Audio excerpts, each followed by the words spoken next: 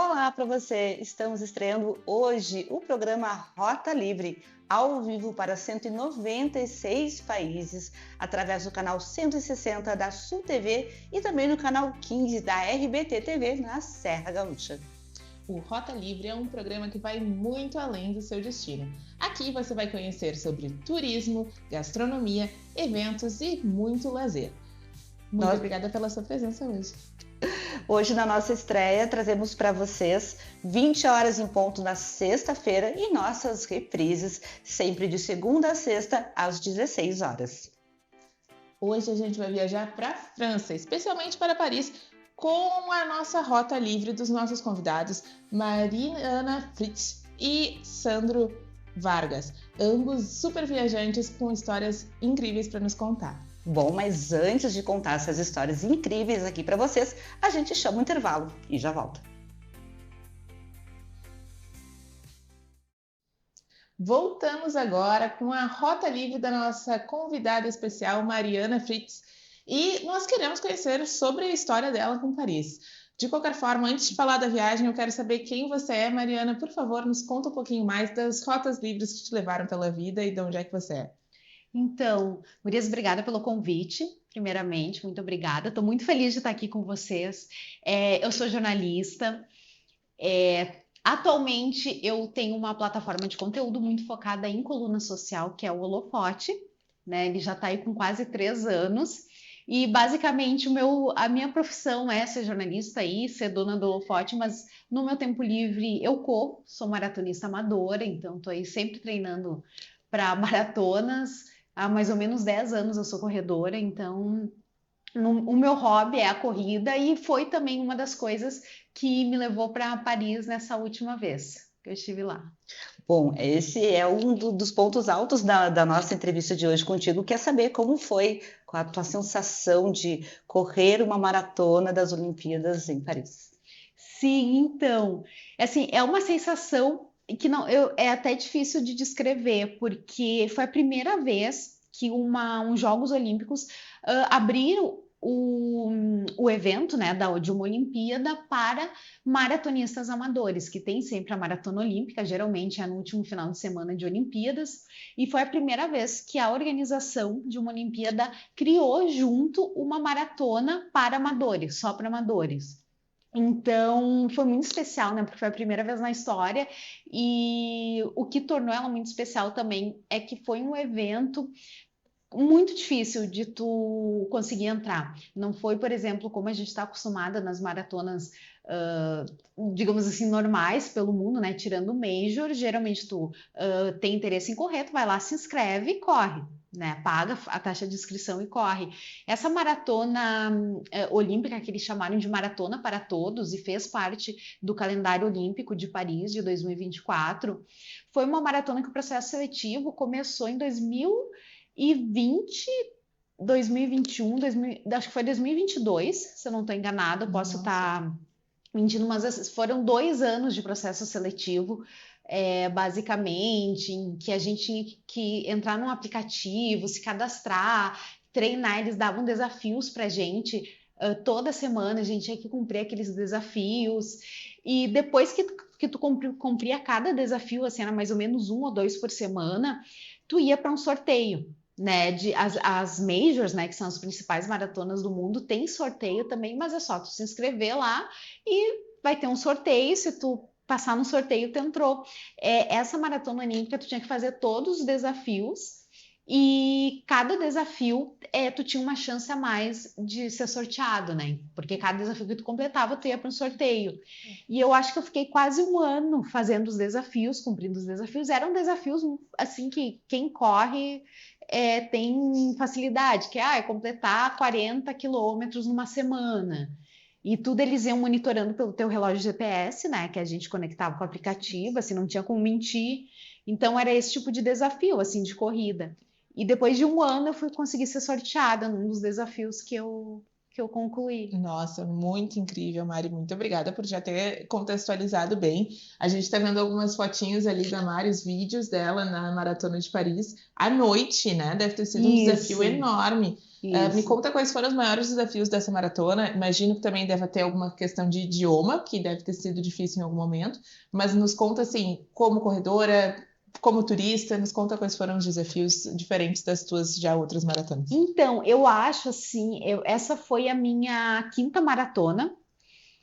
E eu, assim, de maratona, o principal desafio para mim foi o fato dela ter sido à noite, né? Na verdade, foi à noite e terminou de madrugada. Começou no horário de Paris, 9h30 da noite, e também tinha muita subida. Assim, muita subida, porque a gente saiu de Paris, foi para Versalhes por um trajeto e voltou para Paris, de Versalhes por outro trajeto, e era muita subida e muita descida à noite, e no verão lá, aqui era inverno, né, agosto, mas lá era verão, então calor, de madrugada, coisa que eu nunca comi uma maratona de noite na minha vida, e a muita subida e descida, eu acho que foram os principais desafios, assim, de prova, e de idioma até, eu acho que não tanto, porque como a cidade estava vivendo a Olimpíada, a gente conseguia se comunicar em inglês, até em português, claro, às vezes, assim, foi mais tranquilo. Com certeza. Bom, aproveitando que tu estava lá e pôde participar da maratona, que outros lugares tu pôde visitar e qual deles tu mais apreciou? Então, em Paris, eu amo Paris, né? Paris eu brinco, é uma das minhas cidades preferidas no mundo. Eu já conhecia Paris, e quando eu fiquei sabendo dessa maratona olímpica, assim, lá eu pensei, gente, preciso ir, né? Porque uma coisa histórica e ainda numa cidade que eu amo, assim. Então, a corrida toda dentro da Olimpíada também tem muito evento, né? Assim, então eu tentei aproveitar, como eu já conhecia Paris, já conhecia os pontos turísticos, eu tentei aproveitar mais esses eventos de Olimpíada, esses eventos de esportivos, de corrida que estavam tendo lá, que tu acaba vendo a cidade de outra forma, né? Tu acaba conhecendo a cidade correndo, eu fiz treinos por lugares que eu não conhecia lá, então tentei viver mais o esporte dentro de Paris, assim, e foi muito legal, porque eu conheci vários parques enormes, lindos, assim, que nós como turistas não costumamos ir, né? A gente acaba fazendo sempre os mesmos pontos turísticos, então com a corrida, o esporte, ele permite que tu conheça outros lugares também da cidade. Sabe que às vezes tem algumas cidades, não, eles estavam abraçando o esporte, abraçando as Olimpíadas, estavam decorando as ruas, estavam realmente vivendo aquele momento, assim. Em relação à corrida, o que eu percebi em Paris é que, assim como em Porto Alegre, também tem muitos corredores lá nas ruas, né? Porque além, eu corri a maratona, mas eu fiquei lá em Paris quase 10 dias, assim, e deu quase 2 semanas, na verdade, e eu acabei treinando, né, como eu falei, em muitos lugares, e todos, assim, a gente vê corredores o tempo inteiro pela cidade, e maratona tem muito essa questão de torcida, né?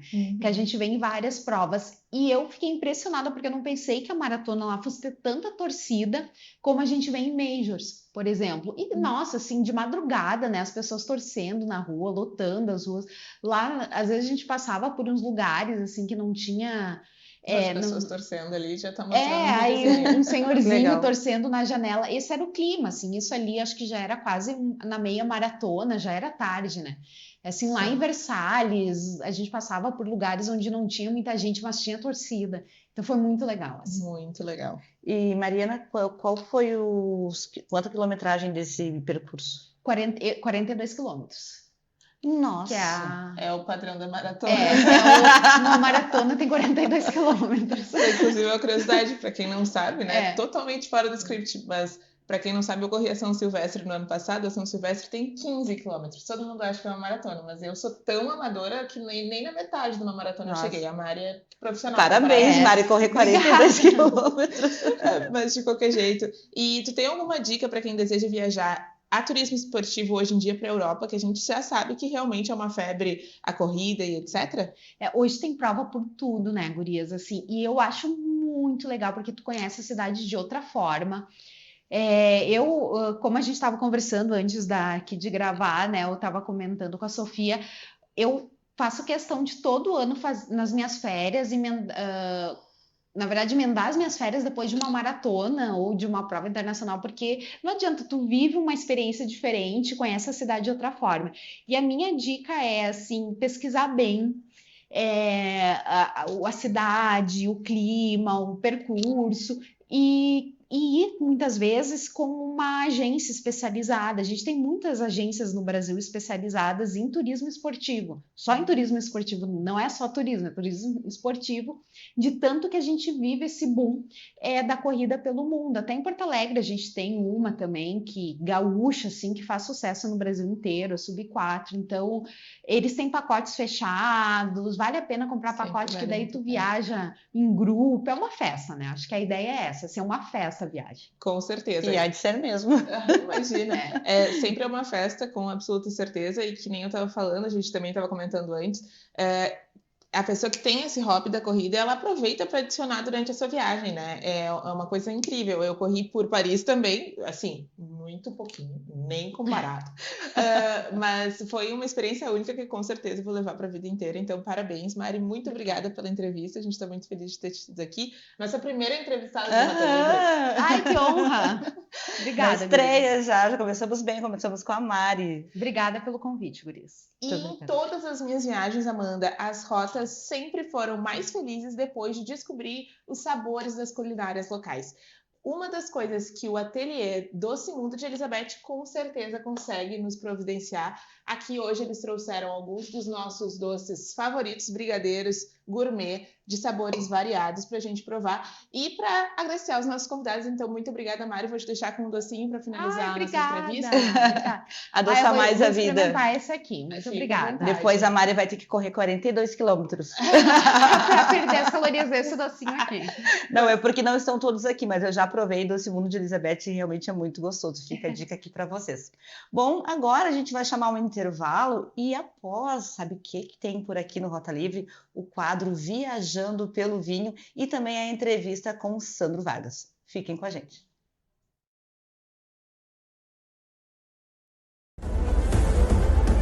A forma como assistimos TV mudou e a Soul TV oferece mais de 200 canais totalmente grátis. É isso mesmo que você ouviu, totalmente grátis. É muito simples. Baixe o aplicativo entrando nas lojas da Play Store, Apple Store e nas suas Smart TVs, Samsung e LG. Em um clique, você baixa e assiste tudo grátis. Ou então, aponte seu celular agora para o QR Code. O que você está esperando? Baixe agora mesmo.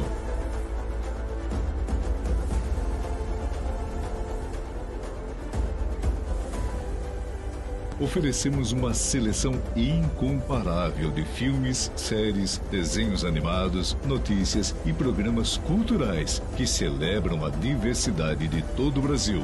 Para que pagar? Se a Soul TV é gratuita. Agora também estamos disponíveis no site www.soultv.com.br, onde você pode conhecer melhor todos os canais da plataforma e descobrir um mundo de opções gratuitas ao seu alcance. Soul TV, a revolução do entretenimento está na palma da sua mão e na maior tela da sua casa, em qualquer lugar do mundo. Estamos de volta e agora com muito carinho a gente traz aqui no Rota Livre para vocês o casal Viajando pelo Vinho, que vai trazer dicas de gastronomia e enologia pelo mundo todo. Oiê, eu sou a Melissa. Somos o casal do Viajando pelo Vinho.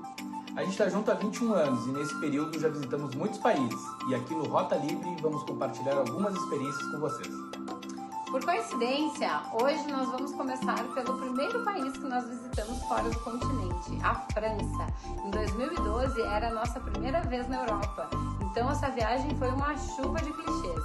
Depois, em 2013, eu voltei e pude explorar ainda mais a cidade.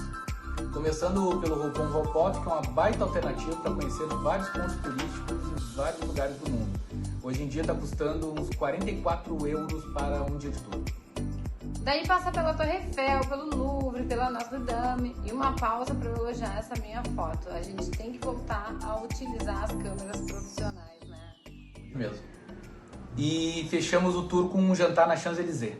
Na época eu corria, então aproveitei para conhecer Paris com um olhar mais local, explorando a cidade no ritmo de quem vive ali, mas sempre com umas pausas estratégicas para fotos nos pontos mais batidos.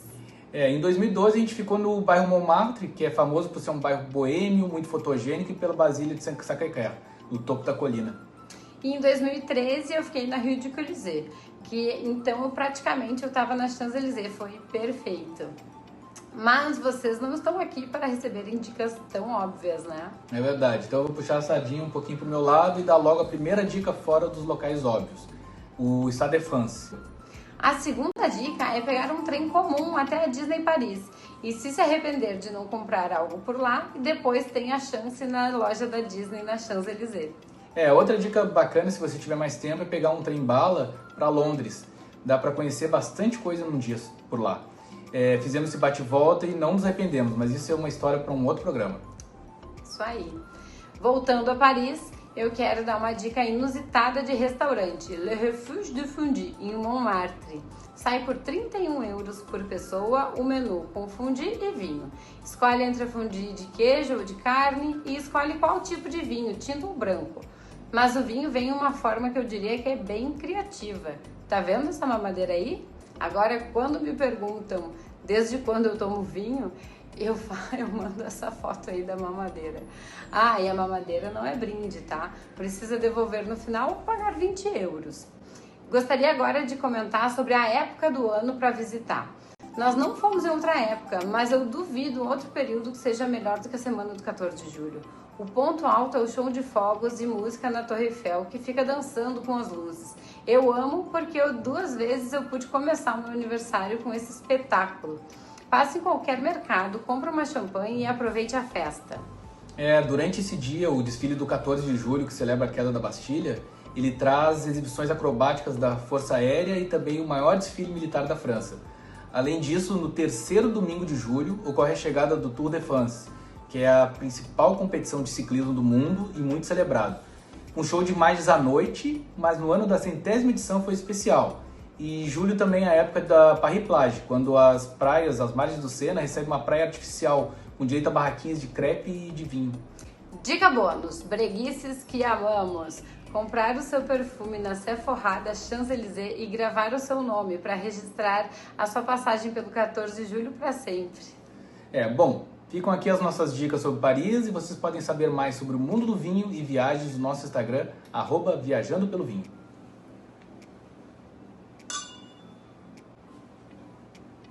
E agora fiquem com algumas imagens da nossa viagem.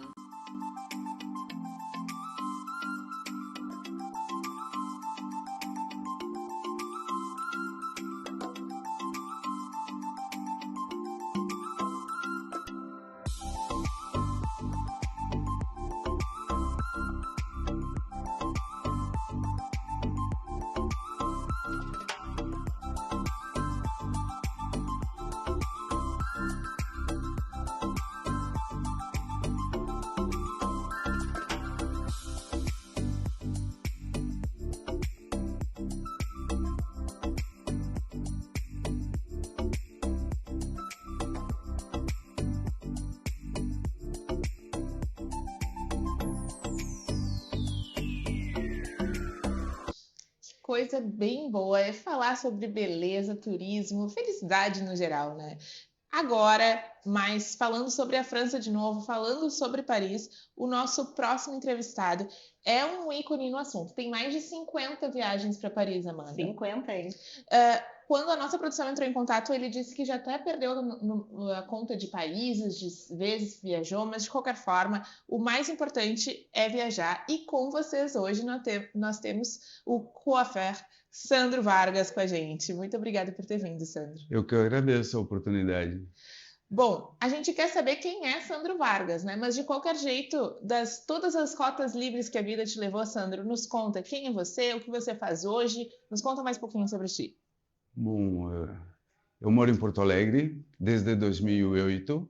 Eu tenho meu próprio salão e trabalho sozinho aqui em Porto Alegre. Tenho uma assistente francesa, nascida em Lille, e ela está no Brasil há uns 25 anos.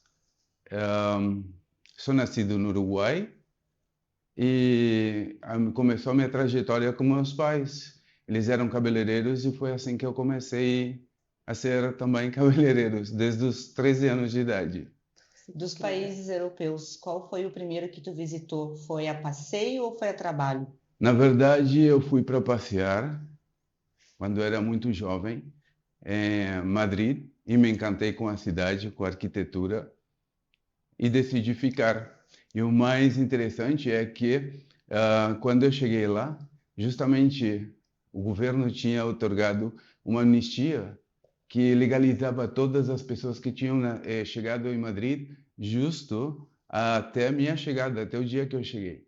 Então eu aproveitei essa oportunidade e fiquei lá de forma legal, os anos todos, 14 anos. Mas durante essa tua moradia em Madrid, foi a Paris e lá tu começou a trabalhar automaticamente ou foi primeiro mesmo a passeio? Não, começou sendo a passeio. E Paris é um lugar encantador. E mais para o profissional que trabalha com cabelos. Então eu trabalhava em Madrid e fui fazendo contatos até que eu cheguei na L'Oréal e comecei a fazer cursos na L'Oréal. E depois eu fazia estágios lá também. Que incrível. E me diz uma coisa, como é que é o mercado da beleza de Paris comparado com Madrid e também com o de Porto Alegre, né? Me conta um pouco mais quais são as diferenças de lá, como você se inspira. Eu acredito que Paris é o glamour. Paris é tudo aquilo que é bonito, que é interessante, assim, e que mexe com o coração da gente. Mas realmente a moda e tudo isso, eu acredito que, em primeiro lugar, sai de Londres, depois sai da Espanha, da Itália. Eu gosto de me inspirar nesses lugares, mas o glamour realmente é a França. Com absoluta certeza. Tu me comentaste que dessas vezes que tu ia a Paris morando em Madrid, que era normalmente a cada 45 dias, tu sempre te hospedava no mesmo lugar. Traz pra gente a dica do porquê disso. Assim, olha, não que fosse no mesmo lugar, mas eu preferia me hospedar em apartamentos. Mas era para viver a vida local do lugar, entendeu? Era uma situação legal porque eu podia ter a oportunidade de ir no supermercado, de ir, se eu precisasse alguma coisa. E eu fui conhecendo pessoas também, né? Com certeza. Então, para fazer reuniões em casa, já que eu ficava um bom tempo na cidade, eu preferi sempre o apartamento. E essas locações tu fazia de forma direta com os proprietários ou na época já existiam as plataformas? Não existia plataforma nem existia internet na época. Então, o interessante é justamente isso, que eram os contatos. Eu tive um contato de um cliente que ia muito a Paris na época quando eu atendia em Madrid, e esse cliente me indicou uma pessoa lá e disse: olha, tu disse que é da minha parte, porque senão ela não vai te atender nem vai te alugar. E até o dia de hoje eu indico essa pessoa e fala que é da minha parte também. Ela funciona ainda, Que com legal. todos esses anos. Que incrível! Sabes que, obviamente, nem perto comparado, né, pessoal? Mas as últimas 2 vezes que eu fui a Paris, a gente também fez questão de ficar no mesmo local, que é perto de Montmartre, porque a gente já conhecia até a estação de metrô, como seria a situação de estrutura em Paris, enfim, né? Tudo sempre vale a pena. Mas, de qualquer forma, você mencionou que o atendimento em Paris muda completamente quando a gente fala língua local. Tu pode nos contar um pouquinho mais sobre? Sim, claro, isso é muito importante. Tipo assim, eu vou muito nos restaurantes lá, saio com amigos, faço jantas, me recebem também. Então, sempre é bom a, a comunicação. Quanto melhor for a tua comunicação na França, melhor eles te recebem. O importante também, desde o meu ponto de vista, é ter aquela simplicidade, mas aquela educação de dizer todo o polimento possível, sabe? Com licença, o senhor poderia tal coisa, entendeu? É muito interessante como eles valorizam isso. Então a gente vai aprendendo a ser polido, a gente vai aprendendo a se comunicar, porque a comunicação com eles é diferente. O europeu é diferente na hora de escutar e o europeu é diferente na hora de falar também. E Sandro, hoje tu vê como o turista, como há 30 anos atrás? Não mudou muito. Para mim isso mudou muito. Inclusive Paris, que eu conheci quando era quase adolescente, não é a mesma de hoje. Para ser um parisino, por exemplo, hoje custa muito mais caro. Antigamente, quando eu comecei a ir a Paris, era um glamour andar pela Champs-Élysées, por exemplo. Hoje o parisino, ele não anda pela Champs-Élysées. Ficou muito mais fechado o ambiente dele. A Champs-Élysées é para turistas, só. E falar a língua é uma das coisas mais importantes, porque inclusive eles te respeitam mais quando tu fala a língua. Com É certeza. uma dica super interessante. E Sim. eu diria que para quem não conseguiu aprender francês, pelo menos as palavras básicas de educação, De não é mesmo? educação, exato. O polimento lá é muito importante. O s'il vous plaît, pelo menos tem que garantir, né? Ué. Mais um pouquinho. Bom, tu viajaste por muitos países, não dá nem para mencionar todos, porque são muitos realmente, mas em relação a 3 que tu poderia destacar que foram realmente incríveis nessas tuas rotas livres. Eu adoro a Itália também. É difícil tu dizer qual é a cidade que eu mais gosto. Eu diria Madrid, Paris e Roma. Roma é uma cidade encantadora. Roma é uma cidade que tu pode ficar 15 dias sem pegar um carro, sem pegar um transporte público, tudo tu pode fazer a pé e conhecer a cidade completa. Eu acho muito interessante estar passando aí na tela para vocês esses vídeos do Sandro, que eu conheço o Sandro há muitos anos já, e ele tem um tipo de vídeo que ele faz, ele vai caminhando pelos lugares, vai mostrando a paisagem. E é uma coisa tua, né, Sandro? Essa forma assim, Muito de lindo. comunicar, olha só que bacana. Que lugares são esses que a gente está vendo na tela, então? Aí tem Barcelona, tem Palma de Mallorca. E o Sandro também é corredor, né? A gente já pode Aham. falar. Sim, eu sou esportista. Ele e a Mariana, que estava aqui com a gente agora há pouco. Tudo muito lindo, Sandro. Parabéns pelas viagens. Acredito obrigado. que elas foram icônicas e com certeza elas fazem ser o profissional incrível que você é e reconhecido mundialmente, né? Não somente em Porto Mundialmente. Alegre. É muito legal trabalhar e conhecer, porque a gente conhece muitas culturas, muitos tipos de mulheres, e isso serve para entender as pessoas, compreender a mulher quando ela chega. Agora o Sandro ele vai a Paris somente a passeio, né, Sandro? Ele confessou isso para mim. A pandemia mudou muito, eu viajava muito a trabalho. Hoje, fazer cursos e especializações. Hoje eu faço os meus cursos diretamente pela internet. Inclusive agora estou fazendo um que vai me otorgar eu considero o título de doutorado em cortes de cabelo com Rosiqueira. Estou muito motivado, muito feliz com isso. É um curso de 1 ano inteiro e é tudo pela internet. É algo que facilita a vida da gente. Com certeza. Então agora, para viajar, é só passeio mesmo. Oh, coisa boa. É o que eu mais gosto. Ah, delícia. Sandro, nossa, eu estou muito feliz por tu estar aqui conosco. Hoje é o nosso programa de estreia e eu sei que tu tem uma história incrível de vida, então muito obrigada por estar aqui com a gente. Eu que agradeço Muito pelo bom. convite. Muito obrigada. E finalizando a nossa Rota Livre de hoje, vamos ver alguns dos cliques e registros que vocês nos enviaram da Cidade de Luz.